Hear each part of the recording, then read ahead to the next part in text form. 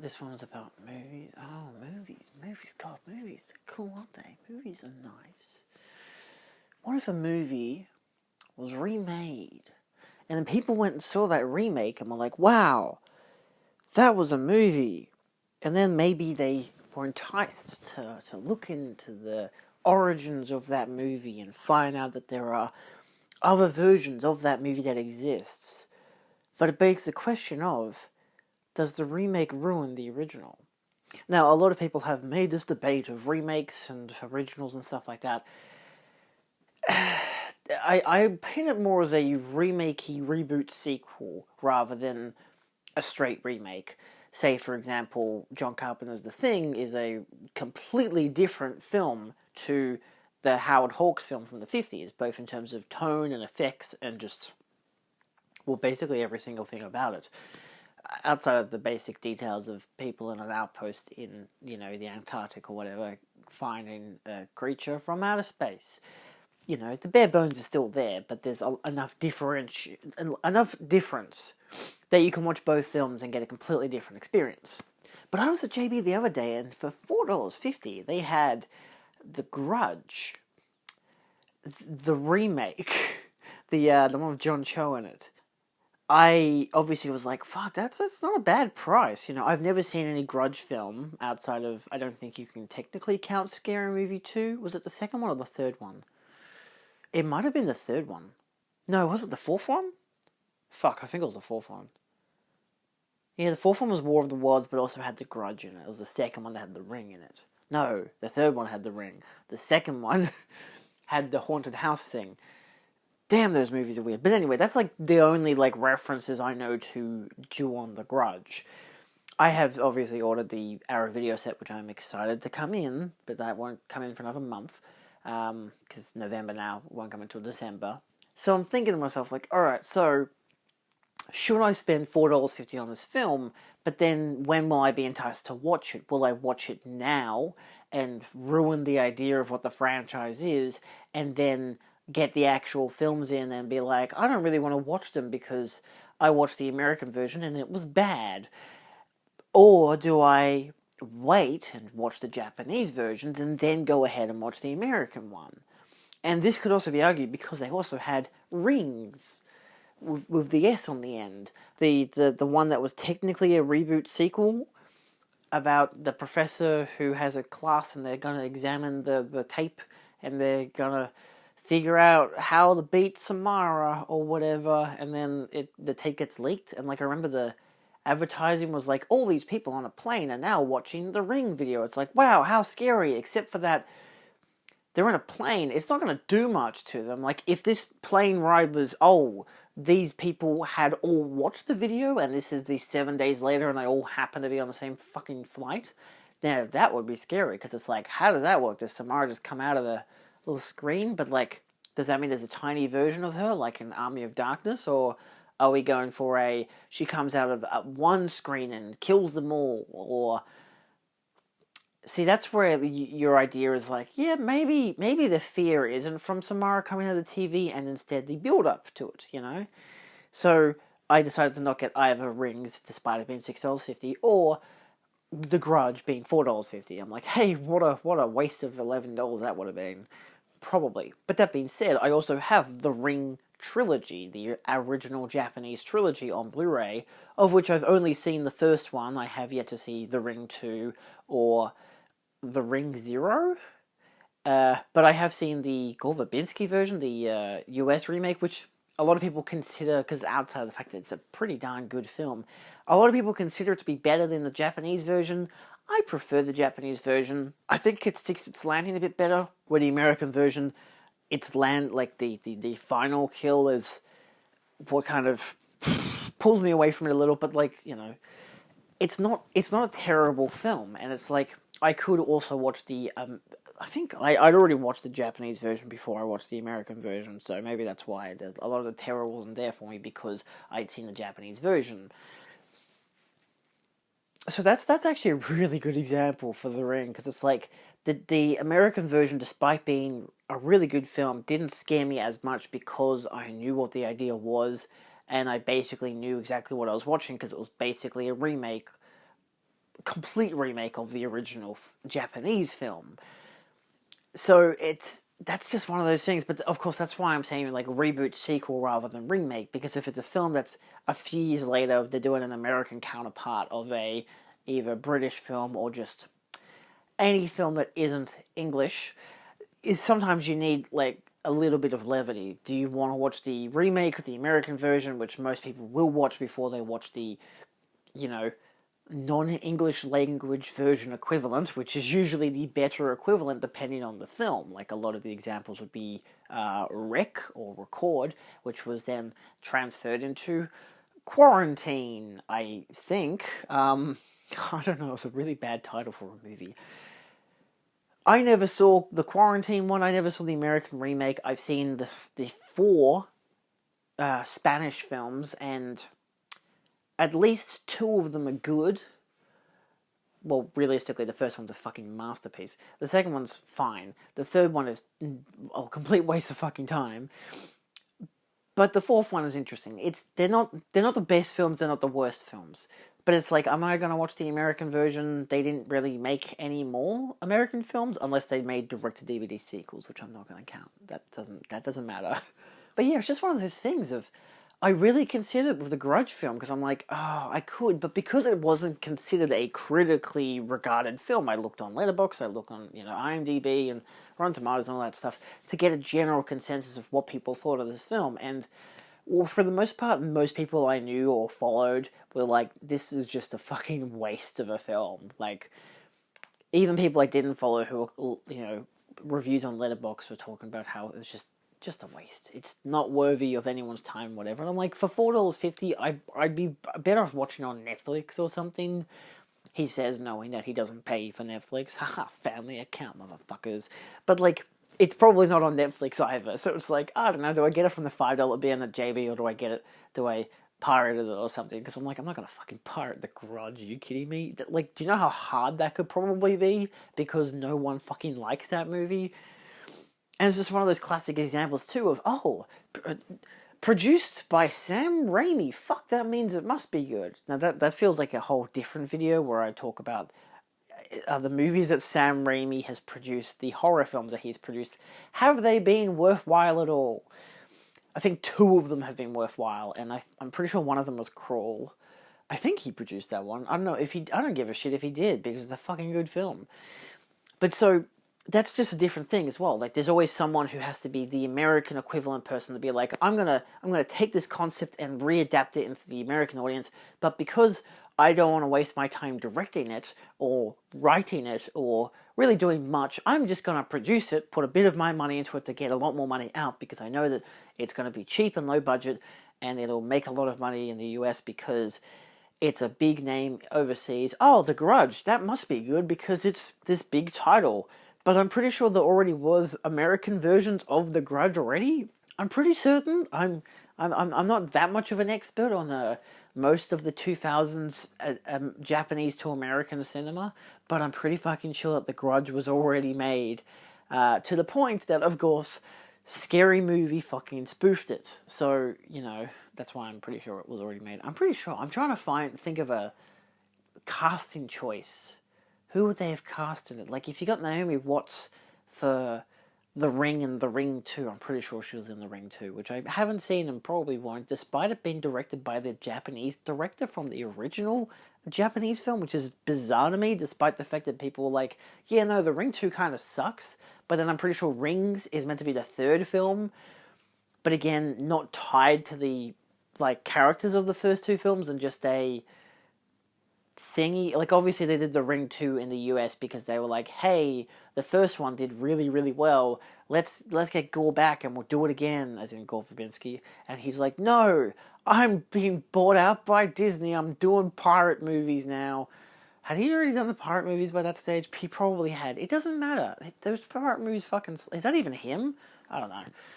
I'm pretty sure it is. I should, actually do some research before I make these fucking videos sometimes, you know what I'm saying? Alright, so let's take a look. Let's look up The Ring. The Ring. Which I prefer... Yeah, just Gore Verbinski. I like the original title just being called Ringu. It's great. Yep, that's Gore Verbinski, alright. Yeah, I think he had just done Pirates of the Caribbean, hadn't he? No, that was the next year. See, exactly, he got bought up by Disney. The only time being bought up by Disney was good for someone. So, I've watched the film, I thought it was pretty darn good. Yeah, so there's two more films. There's the second film, which was done 3 years later, directed by the same guy who did the first one. But I don't think anyone really likes it that much or cares for it. Most of the people I follow have given it 2 to 2.5 stars. Yeah, I think it's just one of those things where they didn't really know what to do, and the Japanese director could probably get a good paycheck out of it. So fuck yeah. I say paycheck because it's in America. We don't have paychecks here. But then in 2017, they made Rings, which was like universally disliked. With one review just saying, just don't watch it. I mean, for 102 minutes, gee whiz. And it's directed by the guy who directed... Has he actually directed... Like, he's directed one other feature, which was in 2008. Wow. That's kind of weird, isn't it? That's a film that I feel like has quite a history to it. Javier Gutierrez? Yeah. And his letterbox has like 4 films logged in, but was one of them with Charlie D'Amelio? Oh god. Oh, he hasn't made it yet. I guess it won't be made then. Anyway, so it's like, this one was produced, I believe, by, was that not produced by Sam? Oh, really? No, it wasn't by Sam Raimi. Sam Raimi didn't have any... Oh, good. Okay, that's probably a good thing then. But The Grudge, on the other hand... Oh, Sarah Michelle Gellar, of course. The Scream Queen that I always forget was technically a Scream Queen. It's weird. I don't know, I've watched Scream 2 and she's pretty damn good in it, but like, she's also not in it for that much. I mean, let's be honest, Buffy was pretty good, so does she really need anything else? I mean, Scooby-Doo was great, there you go. So, this one's a pretty, by looks of it, review-wise, pretty poor. Depending on, like, average consensus, given it 2.8 out of 5. So it's like, you know, obviously didn't pin off as well as, you know, The Ring, which is fair enough. I don't think The Grudge has as much of a high-strung concept because it's still just Ghost Story. But it is directed by the guy who did the original Grudge movie? Seriously? That's kind of cool. Yeah, it is. It's literally done by the same guy. And he did the American sequel as well. I'm pretty sure, like, that's The Grudge 2. Oh, it's Tamblyn. Yeah, okay, so he did both the American films. But then there's also a film called The Grudge 3. Like, genuinely called The Grudge 3. Where is The Grudge? Where's the remake? I guess it must have just been a straight remake. What the crap? So there was another film called The Grudge 3, which he didn't make.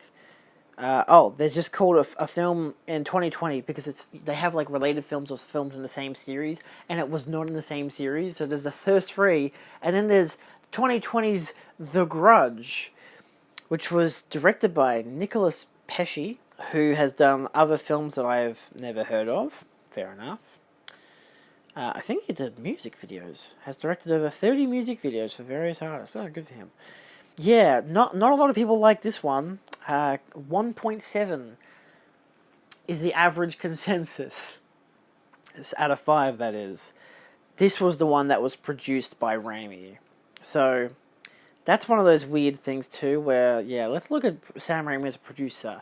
So, outside of the films that he himself has done, you've got Don't Breathe, which I've heard is good. Don't Breathe 2, which I think I've heard that's a good film. I've heard mixed things.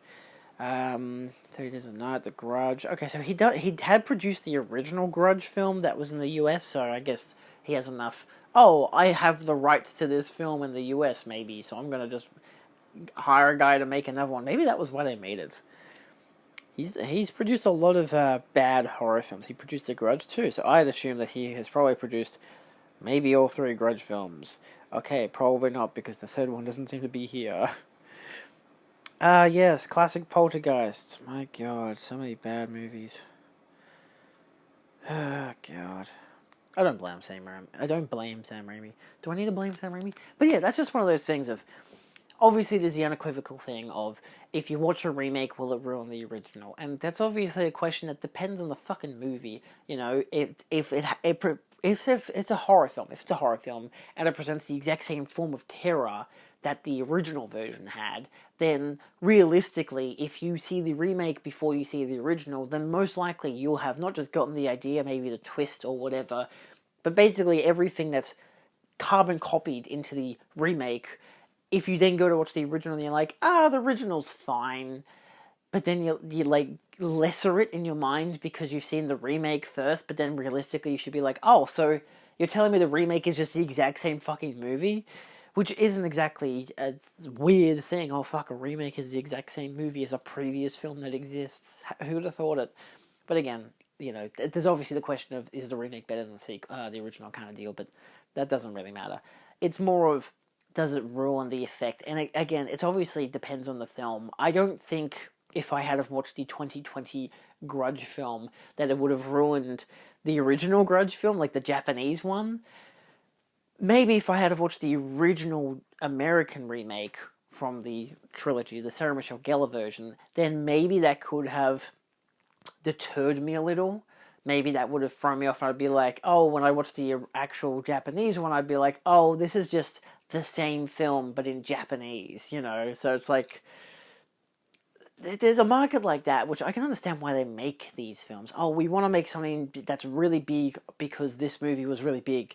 Let's just make the exact same movie for the American audience like a year or two later and go from there. Like, The Ring did so well, the Gore Verbinski version, that of course they were like, fuck yeah, let's bring a bunch of Japanese horror films over here because people are going to love this shit.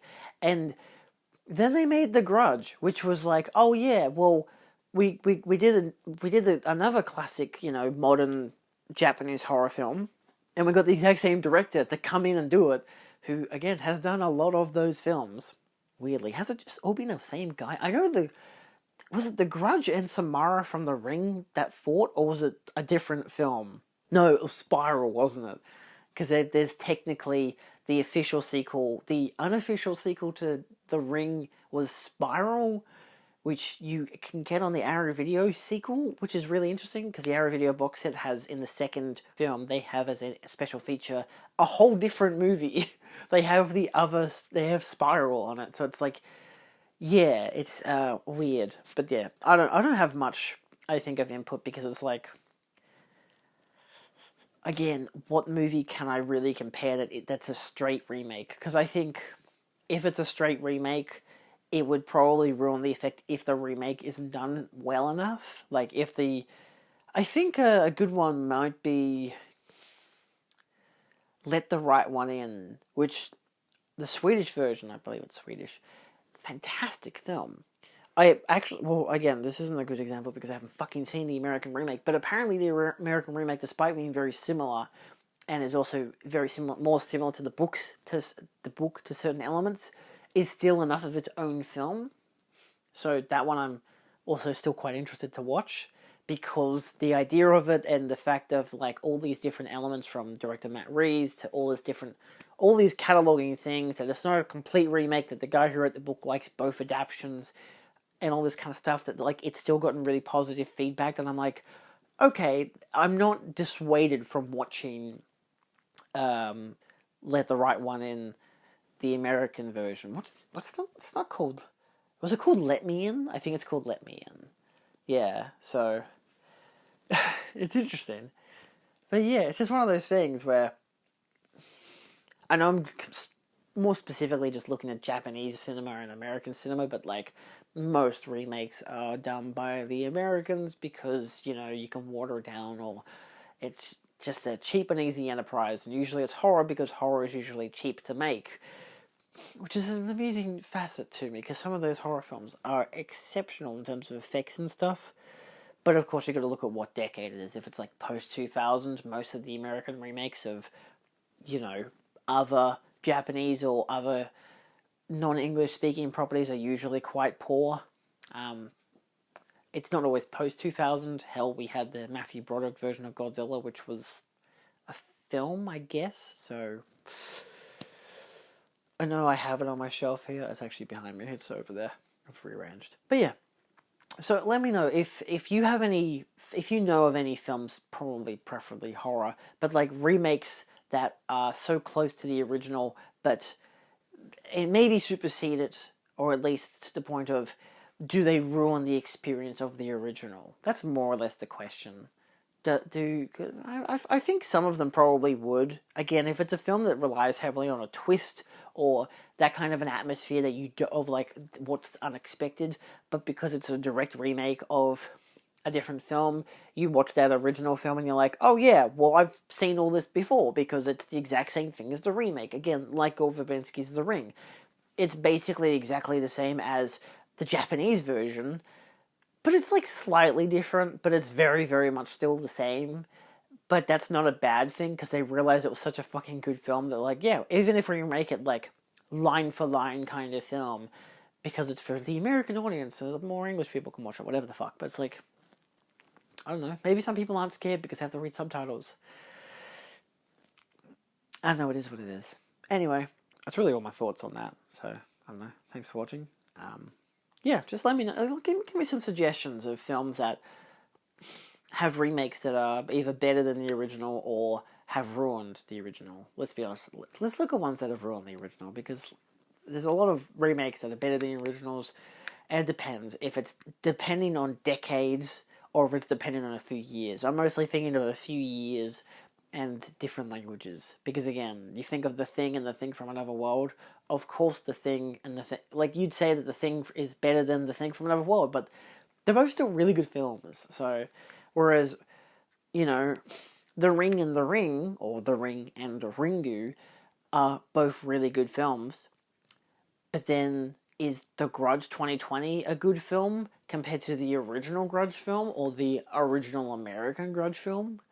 The answer is probably not, because most people say it's pretty shit, so I don't know. Anyway, that's all for now. Adios.